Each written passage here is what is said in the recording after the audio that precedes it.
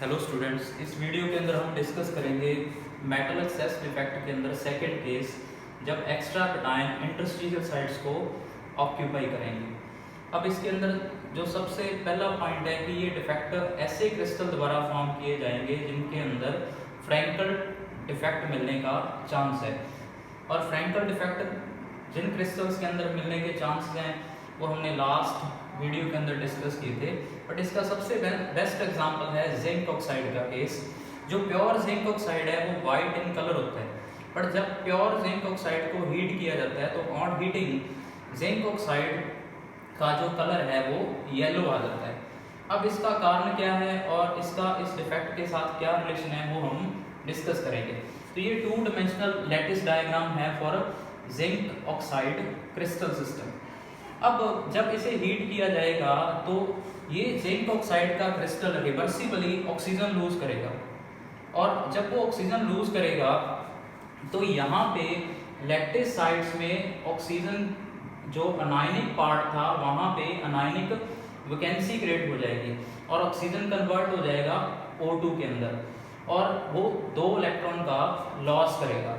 अब जब ऑक्सीजन इस साइड से लूज होगा in the form of oxide ion और बाद में वो कन्वर्ट होगा इनटू मॉलिक्यूलर ऑक्सीजन, तो यहाँ पे अनायनिक वैकेंसी क्रिएट हो रही है। तो अब क्या होगा कि जो जिंक आयन्स हैं वो भी अपनी साइड से मिसप्लेस हो जाएंगे और मिसप्लेस होके फ्रैंकल डिफेक्ट की तरह वो कटायन हैं जो वो इंटरस्टिशियल साइट्स में मूव कर जाएंगे। अब जब O2 नेगेटिव का यहाँ से लॉस हुआ और अनायनिक वैकेंसी क्रिएट हुई तो अब पूरा सिस्टम अगर आप देखोगे इलेक्ट्रिकली न्यूट्रल नहीं है। तो इलेक्ट्रिकल न्यूट्रलिटी को मेंटेन करने के लिए जो इलेक्ट्रॉन्स हैं वो इंटरस्टिशियल साइट्स पे आके ट्रैप हो जाएंगे। जैसा कि हमने लास्ट एफ सेंटर के केस में देखा था, जो इलेक्ट्रॉन थे वो ट्रैप हो रहे थे अनायनिक वैकेंसीज के अंदर, बट इस डिफेक्ट के अंदर जो इलेक्ट्रॉन्स हैं वो ट्रैप हो रहे हैं इंटरस्टिशियल साइट्स पे। तो एक तो कटायन मूव कर रहा है इंटरस्टिशियल साइट्स पे। अब कटायन का नंबर है जो क्रिस्टल लैटिस में वो एक्स्ट्रा है। तो डिफेक्ट पैदा होने के बाद अगर क्रिस्टल का हम जनरल फॉर्मूला देखें तो वो A 1 + डेल्टा होगा और x होगा।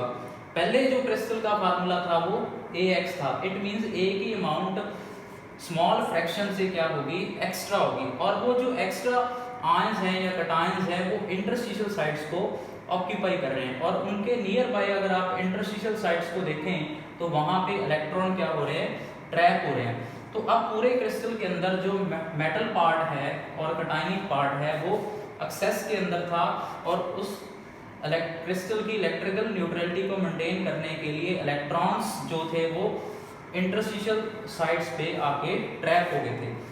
तो एक्स्ट्रा कटायन जब इंटरस्टिशियल पोजीशंस को लैटिस के अंदर ऑक्यूपाई करे फ्रैंकल डिफेक्ट की तरह और इलेक्ट्रिकल न्यूट्रलिटी को मेंटेन करने के लिए जो इंटरस्टिशियल साइट्स हैं उन पे आके इलेक्ट्रॉन्स क्या हो जाएं, ट्रैप हो जाएं, तब हमें ये केस देखने को मिलेगा। अब जो इलेक्ट्रॉन ट्रैप हुए हैं, इन इलेक्ट्रॉन्स के ट्रैप होने की वजह से ही हीटिंग के बाद जिंक ऑक्साइड का जो कलर होगा वो येलो होगा, क्योंकि इन इलेक्ट्रॉन्स की जो इलेक्ट्रॉनिक ट्रांजिशंस हैं वो ही इस पूरे सिस्टम के कलर के लिए रिस्पॉन्सिबल होंगी।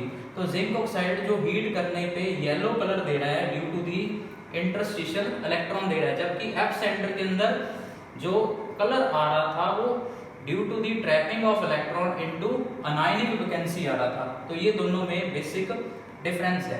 बट अब कुछ केसेस में क्या होता है कि जो मॉलिक्यूलर ऑक्सीजन रिलीज हो रहा है O2 वो जो आपके पास मेटालिक या कटायनिक पार्ट्स हैं उनको क्या कर देते हैं, ऑक्सीडाइज कर देते हैं जो इंटरस्टिशियल पोजीशंस पे प्रेजेंट है।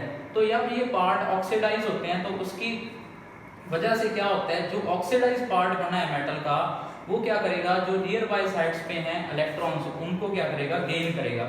इट मींस इंटरस्टिशियल साइड्स से इलेक्ट्रॉन्स क्या हो जाएंगे, रिमूव हो जाएंगे, और इलेक्ट्रॉन के रिमूव होने से इलेक्ट्रिकल कंडक्टिविटी में क्या आएगा, डिक्रीज आएगा। तो कुछ केसेस में ऐसा देखा गया है कि इंटरस्टिशियल साइट्स पे कटायन ऑक्यूपाई होने के कारण और ऑक्साइड से ऑक्सीजन के रिलीज होने के बाद इलेक्ट्रिकल कंडक्टिविटी में डिक्रीज आ रहा है।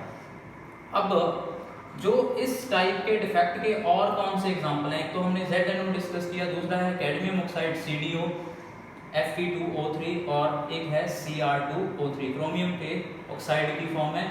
तो ये था सेकेंड टाइप का डिफेक्ट, जब किसी भी क्रिस्टल में एक्स्ट्रा कटायंस इंटरस्टिशियल साइट्स को क्या करें, ऑक्यूपाई करें। ये थी second type of metal access defect. तो ये दो डिफेक्ट हैं जो हमें क्रिस्टल्स में, जो हमने पहले पढ़े शॉर्टकी और फ्रैंकल डिफेक्ट, जिनको हम थर्मोडायनामिक इफेक्ट्स बोलते हैं या इंट्रिंसिक डिफेक्ट्स बोलते हैं, उनके अलावा मिल सकते हैं। तो जैसे NaCl का केस है तो उसमें शॉर्टकी डिफेक्ट है, प्लस अगर उसको हम हीट देंगे या रेडिएशन देंगे तो वहां पे एब्सेंटर जनरेशन होगा, तो वो मेटल एक्सेस डिफेक्ट भी वहां पे देखने को मिलेगा। तो ये था अबाउट मेटल एक्सेस डिफेक्ट्स।